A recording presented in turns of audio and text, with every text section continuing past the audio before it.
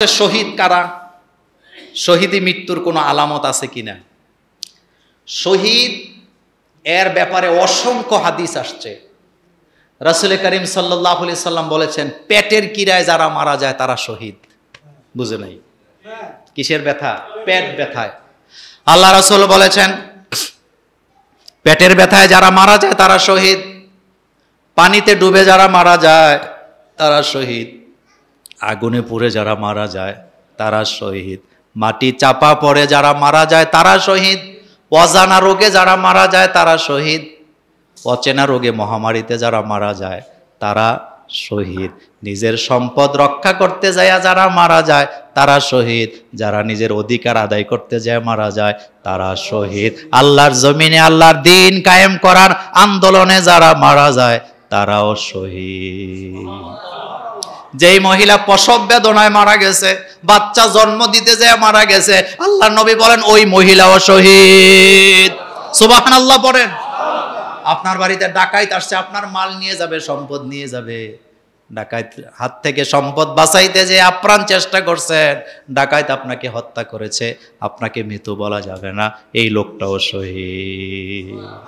অধিকার আদায়ে যারা মারা যায়, জোরে বলেন শহীদ। গর্ভবতী মহিলা প্রসব বেদনায় মারা গেছে, আগুনে পুড়ে মারা গেছে, বিনা অপরাধে যদি কাউকে হত্যা করে সেও শহীদ। সেও কি শহীদ। আল্লাহ পাক আমাদেরকে বুঝার তৌফিক দান করুক। শহীদের জন্য জান্নাতের দরওয়াজা কি? উন্মুক্ত। আচ্ছা, একজন চেয়ারম্যান, তিনি তো চেয়ারম্যান, তিনি নামাজও পড়ে। তো চেয়ারম্যান সাহেব যতক্ষণ মসজিদে নামাজ পড়ে ওইটা আল্লাহ রেকর্ড করে, কিন্তু উনি যে রিলিফের গম দিতেছে, চাউল দিতেছে, ওইটা বোধহয় আল্লাহ রেকর্ড করে না।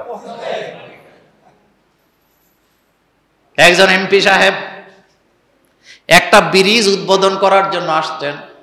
উনি রাজনৈতিক বক্তৃতা দিতেছে অথবা নির্বাচনে দাঁড়াইছে, উনি নির্বাচনের মঞ্চে দাঁড়ায় যেহেতু নির্বাচনী বক্তৃতা দিতেছে, এটা বোধহয় আল্লাহ রেকর্ড করে না।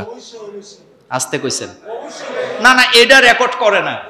আচ্ছা, আরেকটু ডিপে যাই। বিয়ে করছে একজন যুবক, টক বগে 25 বছরের যুবক, 30 বছরের যুবক বিয়ে করছে। আজকে বাসর ঘরের রাত, আজকে বাসর ঘরের ভিতরে যদি এরকমের কতগুলা ক্যামেরা ফিট করে, এরপরে যদি জামাইরে বলা হয়, দুলহা দুলহান রে যদি বলা হয় যাও বাসর ঘরে যাও, তোমাদের জন্য ফুল সজ্জা রেডি আছে, বাসর ঘর করো যাইয়া। তবে তোমাদের জন্য আরেকটা খবর আছে, তোমরা যে বাসর ঘর করবা তোমাদের জন্য 10-12টা ক্যামেরা লাগাইয়া রাখছি রেকর্ড করার জন্য। জামাই কথা বলে না কেন? জামাই বাসর করে যাবে, জামাই কব তোর শ্বশুর বাড়ির পিছে কপালে ফিসে মারি বেড়া যাবে না, বাসর ঘরের দরকার। কথা কি ঠিক বললাম? কিন্তু আল্লাহ পাক বোধহয় আপনার বাসর ঘরে কি করেন না করেন এটা বোধহয় আল্লাহ রেকর্ড করে না। কথা বোঝার জন্য বলছি, রাজনৈতিক হইছেন না। একজন ছাত্র আন্দোলন করতে যে বোকটা এভাবে দিয়ে রাখছে, সামনে পুলিশেরা দাঁড়ায় গুলি করে দিচ্ছে। যেহেতু উনি ওনার দায়িত্ব পালন করতেছে, উনি যে গুলিটা করছে আল্লাহ বোধহয় রেকর্ড করে নাই। এই আয়াতটা আপনি পৃথিবীর সব মানুষের কানে জানায়া দেন। তুমি বাসুর করে থাকো আর ময়দানে থাকো, তুমি মসজিদে থাকো আর দোকানদারি করো, পুলিশের মানে বন্দুক নিয়ে দাঁড়ায় আরেকজনকে গুলি করো, তুমি আর্মিগিরি করো, প্রেসিডেন্টগিরি করো, প্রধানমন্ত্রীগিরি করো, শিক্ষকতা করো, ইমামতি করো, যেখানে যা করতেছো আল্লাহর আদালতে রেকর্ড হয়ে যায়। তাইলে বিনা অপরাধে কাউকে হত্যা করা যায় না।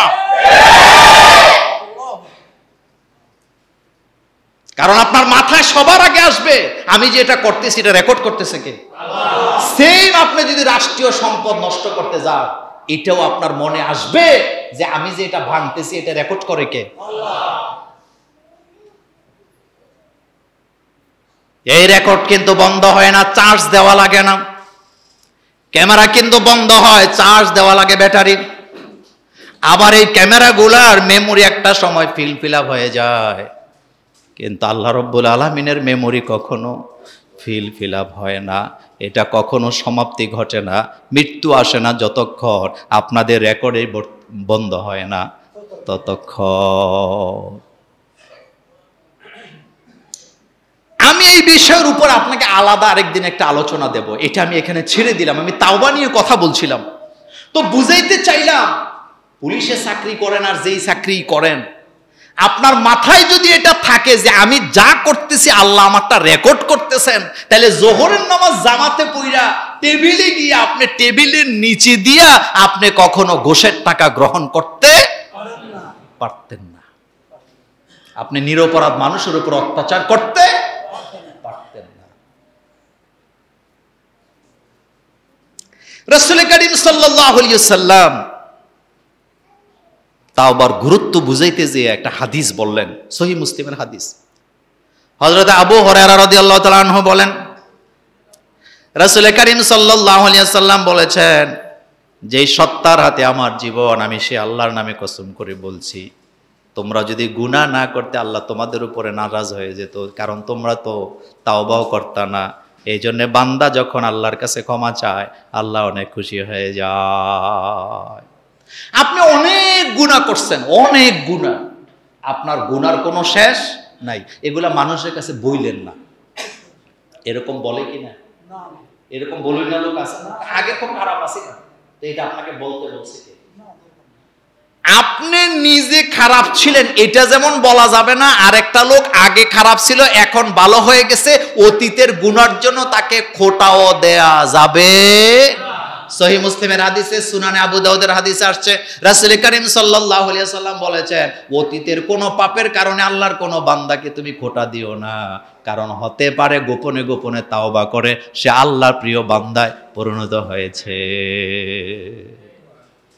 অতীতের কোনো পাপের জন্য কাউকে খোঁটা দেওয়া যাবে না, এটা আপনি দিতে পারেন না, কারণ হতে পারে তাকে মাফ করে দিছে কে?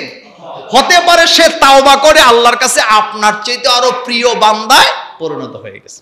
এখন নোট করেন কথা, আল্লাহ রাব্বুল আলামিনের আরশে আযীমের মধ্যে একটা কথা লেখা আছে, জানার দরকার আছে না নাই? আল্লাহর আরশের মধ্যে একটা কথা লেখা আছে। কি কথা সেটা? আল্লাহর আরশের উপরে আল্লাহর নাম এইভাবে করে লেখা নাই যে আপনি মনে মনে ভাবছেন, তাহলে লেখাটা কি আছে? আরশে আযীমের সহিহ মুসলিমের হাদিসে আসছে, আল্লাহ রাসূল সাল্লাল্লাহু আলাইহি ওয়াসাল্লাম বলেছেন, আন আবি হুরায়রা রাদিয়াল্লাহু তাআলা আনহু আনিন নবী সাল্লাল্লাহু আলাইহি ওয়াসাল্লাম قال আল্লাহু আযজা ওয়া জাল্লা قال সাবাকাত রহমাতি গদাবি, সাবাকাত রহমাতি গদাবি, সাবাকাত রহমাতি গদাবি। আল্লাহর আরশে আযীমের উপরে লেখা আছে আমার গজবের উপরে আমার রহমত অনেক উপরে চলে গেছে। তার মানে আল্লাহ এটা দিয়ে বুঝাইছে, বান্দা তুমি যত বড় পাপই করো না কেন আমার রহমত তার চাইতে আরো বড়।